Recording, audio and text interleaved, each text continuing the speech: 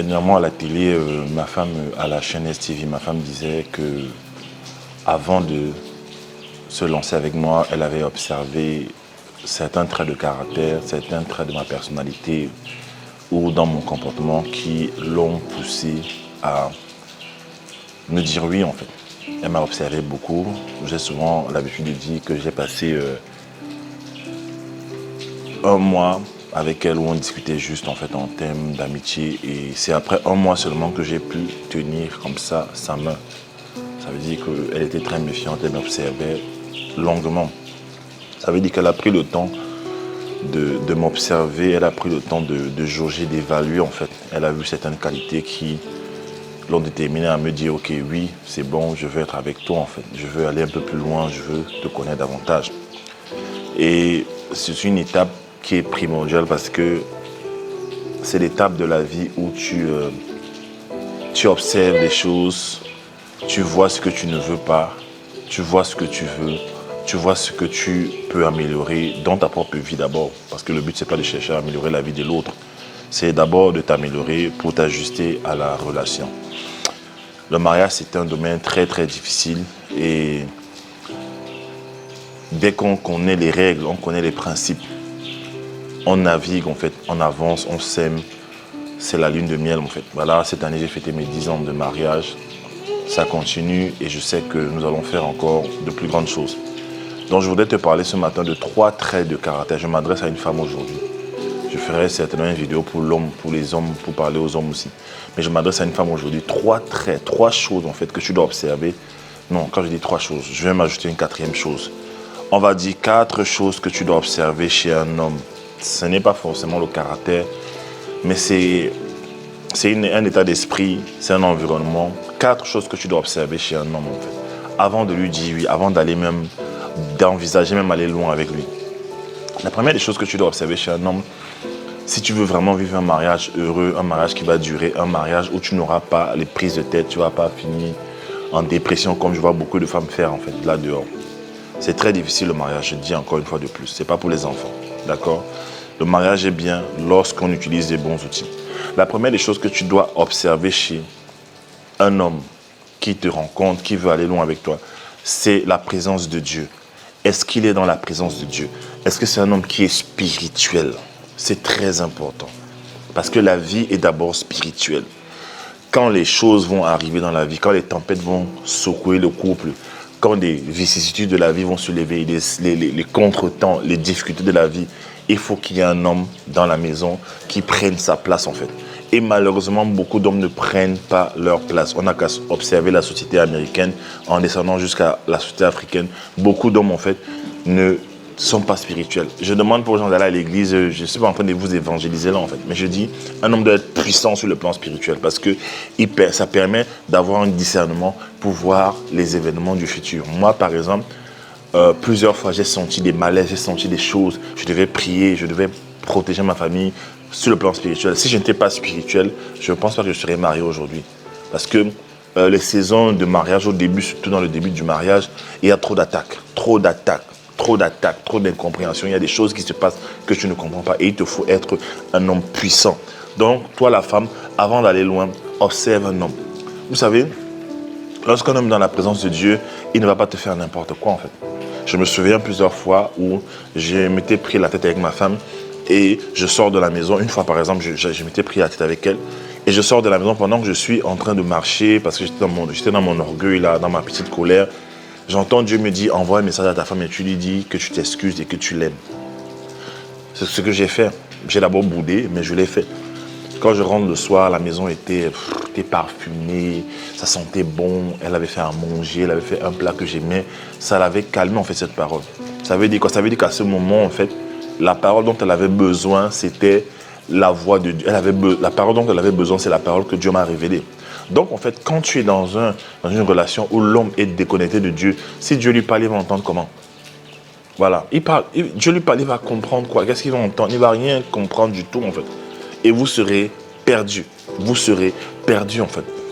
Combien de fois en pleine discussion avec ma femme, en pleine dispute comme ça, le Seigneur est venu, il lui a parlé dans son cœur, il lui a dit, tais-toi, ne dis rien. Ou alors combien de fois il m'a dit, prie, Combien de fois je sentais qu'il y avait une ambiance bizarre à la maison et je sentais qu'il fallait que je prie, que je prie, que je prie. Et quand je priais comme ça, l'atmosphère en fait se calmait. Vous comprenez ça? Donc il faut rencontrer un homme dans la présence de Dieu, un leader, un homme puissant. Voilà, hier j'étais à l'église, Dieu m'a fait grâce, j'ai prêché mon premier message à l'église. Dans une église, le peuple a été béni, il y avait beaucoup de monde, ils ont été bénis. Et j'ai remarqué dans la salle en fait, il y avait beaucoup de femmes. Et il y avait très peu d'hommes, très peu d'hommes. Il y avait peut-être 10 hommes et peut-être 70 femmes. Et j'ai trouvé ça assez choquant. Et je me suis rendu compte que, même dans le domaine du coaching, en fait, les femmes veulent l'information. Les femmes se forment, les femmes s'équipent, les femmes se positionnent. Elles deviennent puissantes, équilibrées, elles deviennent matures. Mais les hommes derrière ne font rien, ils croient qu'ils connaissent tout. Et après, ils ont des problèmes. Je leur ai fait comprendre qu'à un moment donné, il y aura un déséquilibre dans les mariages. On est en train de former une génération de femmes puissantes qui deviennent des femmes d'affaires, qui deviennent des femmes intègres, spirituelles. Mais de l'autre côté, les hommes ne font pas d'efforts. Et quoi? Qu'est-ce qui se passe en termes de valeurs? Ils vont se retrouver avec des femmes puissantes et ils vont faire passer ces femmes pour des femmes insoumises, des femmes rebelles. Non, elles viennent juste se charger. Elles sont là, elles doivent libérer quelque chose. N'oubliez pas, quand une femme arrive dans la vie d'un homme, c'est pour l'aider aussi, quelque part. Et si elle vient trouver que tu n'as rien en place, tu ne mets rien en place, elle va s'aider elle-même. Ça, c'est une parenthèse. Donc, il faut un homme spirituel. Et un homme spirituel, c'est un homme qui couvre sa maison. On dit que pour posséder une maison, on doit lier l'homme fort. Alors, dans chaque maison, il doit y avoir un homme fort. Il y a des hommes qui ne sont pas forts. Il y a des femmes qui connaissent la parole plus que les hommes. Il y a des femmes qui sont plus intègres, plus spirituelles que les hommes. Ça, c'est pas normal. Un homme doit protéger sa femme. D'accord? Donc, observe ça déjà avec un homme avant d'aller plus loin. La deuxième chose que tu dois observer chez un homme, c'est la vision. Quelle est sa vision en fait? Où est-ce qu'il va en fait? L'autre jour à la conférence Love Tour, ma fille Gloria a rencontré un couple que ma femme et mon coach qui vont se marier bientôt. On les coach dans le domaine du mariage, ils vont se marier bientôt. Et ma fille leur a posé la question, c'est vous qui vous mariez? Ah ok, super. Mais quels sont vos objectifs? Quels sont vos objectifs? Ma fille, elle a quel âge? Elle est toute petite. Elle n'a même pas encore 10 ans. Et elle a déjà la conscience que quand tu rencontres les gens, il faut leur demander quels sont leurs objectifs en fait. Donc elle a demandé à ce couple en fait, quels sont vos objectifs? Généralement, c'est une question qui tue les hommes qui sont juste des plaisantins. Un homme arrive dans ta vie, il veut sortir avec toi, il veut être ton copain, machin, truc. Pose-lui la question tout simplement, c'est quoi tes objectifs? Quelle est ta vision? Tu vas où? Vous allez voir, ils vont commencer à bégayer. C'est vaste, c'est vague en fait. C'est vague, je veux dire. Ils vont commencer à bégayer et c'est un indicateur qui ne sait pas où il va. Comment tu vas te mettre avec un homme qui ne sait pas où il va? Le bateau prend la direction que le gouvernail du bateau prend. Mais qui contrôle le gouvernail du bateau? C'est l'homme. Ça veut dire que si un homme ne va nulle part, il va terminer nulle part. Si un homme a une vision qui est floue, il va terminer dans le flou en fait. Parce que, n'oubliez pas, l'homme est la tête. Selon la hiérarchie divine, l'homme est la tête et la femme, quelqu'un a dit, le pasteur Sean Smith a dit que la femme est le cou. Or, l'homme ne peut pas tourner la tête sans le cou, il a besoin du cou. Mais souvent, la femme va prendre la direction en fait, de la tête.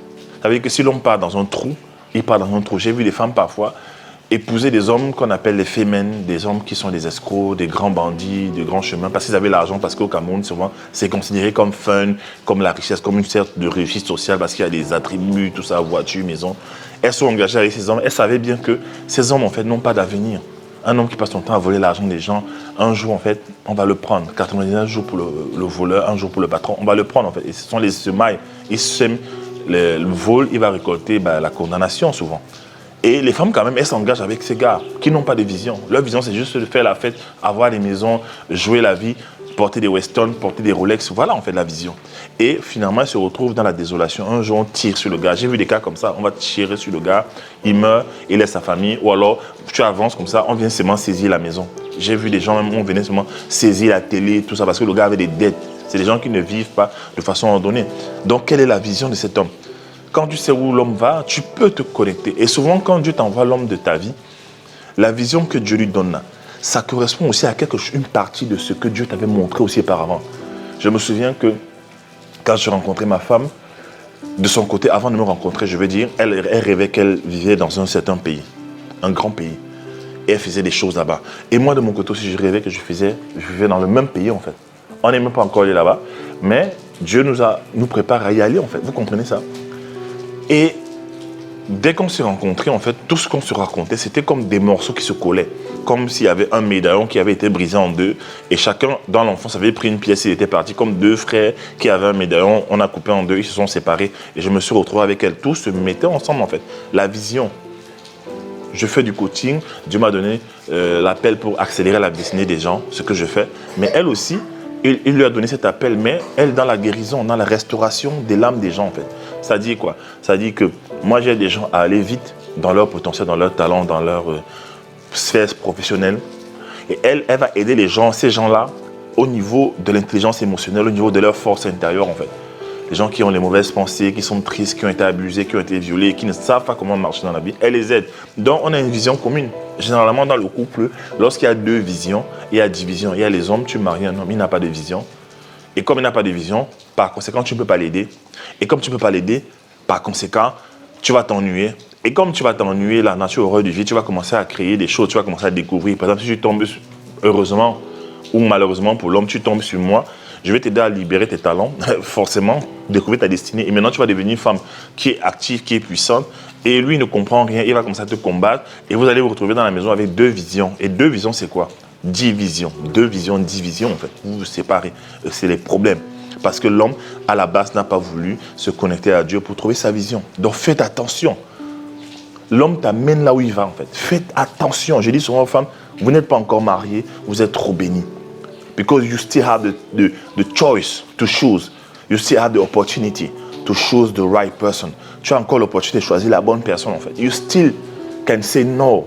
I don't want to do it anymore. I don't want to go further with you. I would like to be alone. Je peux encore dire non. Je peux encore décider de ne pas avancer avec toi parce que ça, j'ai vu, ça ne me plaît pas, en fait. Ça ne me rassure pas, ça ne me sécurise pas. Donc, observe la vision d'un homme. La troisième chose que tu dois observer chez un homme, même s'il a déjà la présence de Dieu et la vision, c'est l'éthique de travail. Vous savez, Dieu, la première des choses que Dieu a donné à un homme avant qu'il ne se marie, c'est le travail. Dieu a donné à Adam dans la Bible un jardin à cultiver. Ça veut dire quoi? Il a dit à Adam, work, travail. Travail, ça veut aussi dire libère de l'extérieur ce que j'ai mis à l'intérieur de toi, en fait. Et il y a des femmes, elles rencontrent les hommes, c'est juste des bons parleurs. Ah, ma chérie, c'est pas là, je vais faire ça, je vais faire ça. Je connais une femme comme ça, quand l'homme l'a rencontré, il avait plein de projets. Dès qu'ils sont mariés, le gars était tout le temps au canapé en train de jouer aux jeux vidéo, en fait. Où sont passés les projets? Écoute, un jour, j'attends un bon argent, là, comme les gens disent, oh, ma chérie, j'attends un argent. Tu attends un argent de qui? Un argent que tu ne produis pas? D'accord. Tu dois observer ça. Éthique de travail, est-ce que c'est un bosseur? Quand ma femme m'a rencontré, j'étais même encore étudiant, je n'avais pas de boulot. Pardon, excusez-moi. Mais elle dit qu'elle aimait ma façon d'être. Je passais mon temps à lire. Elle m'appelait à 5 heures, parfois à 6 heures. Ou quand je l'appelais à 6 heures, elle se rendait compte que j'étais en train de lire un livre. Partout où elle me trouvait, j'étais en train de lire un truc. J'étais toujours en train de faire des formations, en train d'acheter des programmes pour me former, pour me cultiver, en fait. Vous comprenez ça? Et elle, comme elle disait à la télé, à STV, ça l'a rassurée. Ça lui a fait comprendre que voilà un homme avec qui je peux me poser, en fait. Regarde son éthique de travail. Est-ce que c'est un bosseur? Est-ce que quand tu sors avec lui tout le temps, il veut seulement s'amuser? Tout le temps dans le divertissement. Tout le temps dans un divertissement à l'extrême. Tout le temps, il ne planifie pas. En fait, c'est quelqu'un, tu es dans le flou avec lui. Il faut observer ces choses. Est-ce que c'est un bosseur? Un homme qui bosse va pouvoir pour sa famille. Il va tout faire pour que sa famille mange. Même s'il faut aller être éboueur, c'est pas travailler dans les champs. C'est une fierté. Il faut savoir que dans les années 50 aux États-Unis, dans la communauté noire, même blanche, la femme était souvent à la maison, elle s'occupait de l'éducation des enfants et de l'entretien de la maison. Et l'homme allait chercher les pommes de terre, il allait travailler et chaque soir, il ramenait le sac de pommes de terre et de bacon. Et l'homme était extrêmement respecté parce qu'il s'occupait de sa famille, parce qu'il bossait. On ne voulait pas savoir quel travail il faisait, même s'il allait mettre ses mains dans la boue, dans les cambouis, dans le cramoisi, tout ce que vous voulez, pour venir aider sa famille, pour que sa famille se positionne. Cet homme avait un très grand honneur, en fait. Il pouvait marcher la tête haute, la poitrine bombée comme ça, parce qu'il pourvoyait pour sa famille. C'était un honneur. Aujourd'hui, de plus en plus, ça se perd. Maintenant, c'est les femmes qui s'occupent des hommes. C'est malheureux. Les femmes, maintenant, sont obligées d'aller travailler, aller se battre pour payer le loyer. Il y a des hommes qui exigent aux femmes même, je vois ça, de payer la moitié du loyer. Et les femmes ne sont pas programmées pour aller travailler, aller chasser, pour ramener le gibier à la maison. Ce sont les hommes qui doivent le faire. Aller fendre le bois, aller chasser. En fait, c'est l'homme qui doit s'occuper de la famille. Mais quand c'est la femme qui commence à faire ça, il y a un dérèglement psychologique dans sa tête. En fait, elle se sent mal. Parfois, elle tombe dans la dépression. On ne comprend pas ce qui se passe parce que Dieu ne l'a pas créé pour aller travailler, pour demander. Les femmes peuvent travailler, mais la Bible dit que la femme travaille, la femme du Proverbe 31 travaille d'une main joyeuse. Ça veut dire quoi? La femme doit faire ce qu'elle aime. Elle doit faire ce qui lui plaît. Elle doit faire ce qui la passionne, en fait. Si tu veux que ta femme soit bien homme, pousse ta femme à libérer ses talents, sa passion, voilà, qu'elle soit heureuse dans ce qu'elle fait. Et maintenant, si elle veut pouvoir pour la maison, elle le fait. Mais c'est toi la source, c'est toi. Parce que c'est qui donne la main de sa fille à l'homme? C'est le père. Le père te dit, écoute, moi j'ai passé mon temps à m'occuper de ma fille pendant 20 ans, je lui ai payé les études, je l'ai envoyé aux États-Unis, je l'ai envoyé partout. Maintenant, je te passe le relais. Sa vie doit être supérieure ou égale à celle que moi, je lui ai apportée. Vous comprenez ça? Donc, c'est important de voir un homme qui bosse. Et tu es sûr que vous allez pouvoir traverser les saisons de la vie. Hein? La quatrième chose qu'il faut observer, c'est l'intégrité. L'intégrité, je dis ça aux femmes. L'intégrité, c'est quoi? C'est la capacité à être entier. Ce que tu dis que tu fais, tu le fais. Tu dis à ta femme que je vais faire ça, tu le fais. Je vais faire ça. Il y a beaucoup d'hommes qui ont des projets qu'ils ont rangés, qu'ils n'ont jamais fait pour leur femme. Ils ont dit beaucoup de choses, ils n'ont jamais fait. Je vais faire ça, ils n'ont jamais fait, même quand ils ont la capacité de faire. Les gens qui disent A et après ils changent. Un homme la valeur d'un homme, en fait, c'est sa parole. C'est un domaine où j'avais bataillé dans mon passé et pendant des années, Dieu a dû m'interroger dessus, me faire un stop. Je n'avançais plus dans ma vie et j'ai commencé à bosser l'intégrité. Je peux dire qu'aujourd'hui, il y a des domaines où je ne rigole pas avec. Je continue, je grandis dans ce domaine. En fait, c'est-à-dire que je ne promets jamais rien à ma femme. Quand je lui dis que je vais faire un truc, s'il dit que je vais lui donner 50 000, 100 euros, 200 euros, je le fais en fait. Je ne fais pas, si je dis que je vais faire, et quand je ne peux pas, je ne dis rien en fait. Ou alors, ce que je dis, je le fais. Et je le fais même avec mes clients, mes élèves. Voilà. Si je dis à un de mes élèves, un de mes groupes de formation, de formation de talent, si je dis que je vais faire 2 heures de direct avec eux, je vais faire 2 heures avec eux. Je donne encore plus parce que je veux que ma parole soit juste en fait. Vous comprenez ça? Donc il faut observer ça sur un homme. Un homme qui est intègre, c'est un homme qui ne viole pas certaines valeurs qu'il s'est imposées en fait. Et il y a des hommes, ils disent oui à l'église, je te serai fidèle devant les hommes, devant Dieu. Dès qu'ils se marient, ils commencent à aller dehors. Manque d'intégrité. J'ai parlé de ça à la conférence Love to à Douala, je parlerai de ça à Yaoundé, l'intégrité en fait. Comment c'est la base en fait même du foyer. Vous pensez que la base du foyer c'est amener l'argent, bien faire l'amour, tout ça. Non, c'est même pas l'amour, c'est l'intégrité, c'est le respect de la parole que vous avez donnée devant les gens. Et je vais expliquer à la conférence comment développer son caractère, son intégrité et comment la protéger en fait. Et ça concerne aussi les femmes. Hein. Mais là, l'objet de ma vidéo aujourd'hui, ce n'est pas les femmes, c'est d'abord les hommes, ce que vous devez observer chez les hommes. Donc un homme qui est intègre, en fait, il respecte sa parole. Et il va tenir jusqu'au bout. Je me souviens d'un homme qui est très intègre, qui n'est même pas chrétien. On l'appelle Will Smith, c'est un producteur américain, la star du Fresh Prince of the Bel-Air. Il avait dit une chose qui m'a marqué. Il a dit que dans son premier mariage, en fait, il s'était marié, il n'aimait pas trop sa femme. Voilà, il était amoureux de Jada Pinkett, mais elle était déjà en couple. Alors, il s'est dit qu'il va laisser tomber, c'est la vie, et il s'est marié avec cette femme-là. Mais dans ce mariage, il n'était pas heureux. Mais malgré qu'il n'était pas heureux, en fait, il avait décidé de ne jamais divorcer. Allez regarder l'émission Red Table, il en parle en fait. Il avait décidé de ne jamais divorcer en fait, quoi qu'il arrive, quoi qu'il était malheureux. Alors il est resté là. Et qu'est-ce qui s'est passé? C'est la femme elle-même qui a senti que c'était vraiment très malheureux et elle a divorcé. Et c'est quand elle a divorcé de lui que maintenant il s'est levé pour aller voir Jada qu'il a toujours aimé depuis des années en fait. C'est quoi le point? C'est qu'il avait décidé d'être quelqu'un d'intègre, de respecter sa parole donnée. Vous vous étonnez qu'il a réussi aux États-Unis, qu'il est très connu. Il avait aussi dit une chose, il avait dit que avant de se marier, il avait observé tous les grands leaders du monde en fait. Et il avait vu que les grands leaders du monde qui ont marqué l'histoire du monde avaient toujours une femme et étaient fidèles à leur femme en fait. Il a recensé l'histoire de plus de 100 grands leaders, des hommes de l'histoire, des figures de l'histoire. Et il s'est rendu compte que ces gens avaient toujours une femme et ils étaient fidèles à leur femme en fait. Vous comprenez ça? Donc c'était des gens intègres. Je disais à la conférence que tu sois chrétien ou pas, quand tu es intègre, Dieu te bénit, même si tu ne vas pas à l'église. Parce qu'il y a des chrétiens à l'église qui disent que oui, parce que je suis à l'église, Dieu va me bénir. À l'église, ils chantent, ils adorent, ils se roulent par terre. Parce que non. Tu peux t'arronner par terre, là, et si ta parole n'est pas, si ton oui n'est pas un oui, ton non n'est pas un non, ben Dieu, ben voilà, tu fais tes trucs, tu tournes en rond en fait. Mais quand Dieu va trouver un homme qui a du caractère, qui est intègre, qui respecte ses engagements, Dieu va dire, ok, maintenant, lui, je peux lui confier des choses. Parce qu'un homme intègre, on peut lui confier beaucoup de choses en fait. Ça veut dire qu'il est fidèle dans les petites choses. Donc voilà les choses que tu dois observer chez un homme. Tu dois observer ces choses avant d'aller plus loin. Je sais qu'on t'a jamais dit ça. Tu es là, tu marches avec un homme, il dit qu'il va faire ça, il ne fait pas. Tout le temps, tu vois qu'il dit, il promet les choses, il ne fait jamais. Et tu penses que s'il le fait, il ne te fera pas. Un jour, il va faire une promesse sur l'avenir de votre mariage, de votre famille. Et après, il va changer. Je finis avec ça en vous disant que l'aigle, la femelle aigle, elle fait un test avant de rencontrer un homme. Elle fait un test. C'est dommage de voir que les animaux testent les gens, mais nous, on ne teste pas, on prend seulement. Tu vois un gars qui est beau, tu prends seulement. Un gars qui roule en voiture, 4x4, mais chez la maison, tu prends seulement. Tu ne testes même pas. Il y a beaucoup de choses. La femelle aigle, en fait, quand un aigle vient lui faire la cour, qu'est-ce qu'elle fait? Elle dit, ok, tu vas marcher avec moi, il n'y a pas de problème.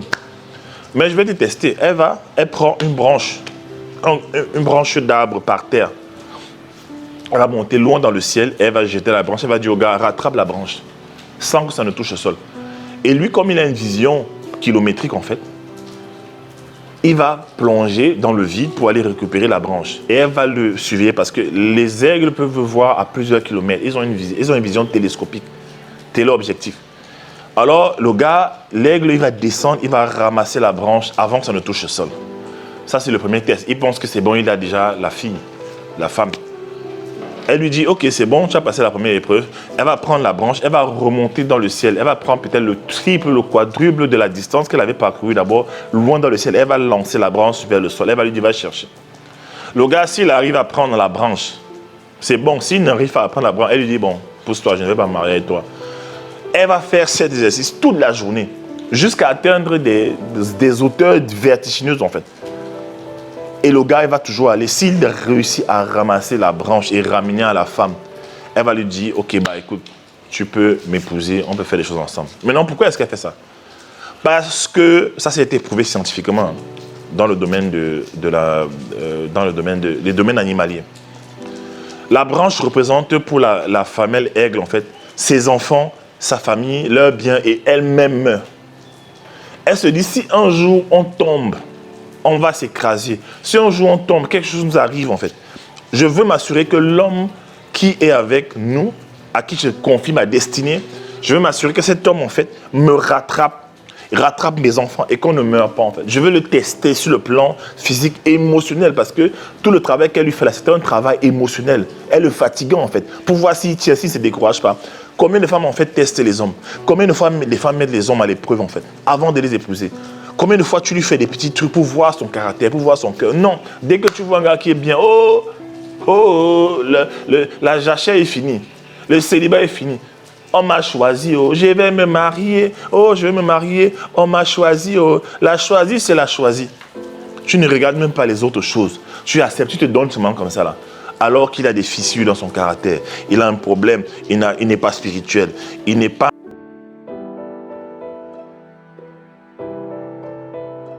Pour ceux qui veulent passer, qui ont besoin de coaching, de travail avec moi, d'accompagnement, je vous offre 20 minutes d'appel de découverte. Vous pouvez cliquer sur le lien qui est dans la description de cette vidéo et commander votre appel découverte de 20 minutes, ce qui va être une conversation entre vous et moi où on verra comment éventuellement travailler. Allez, merci.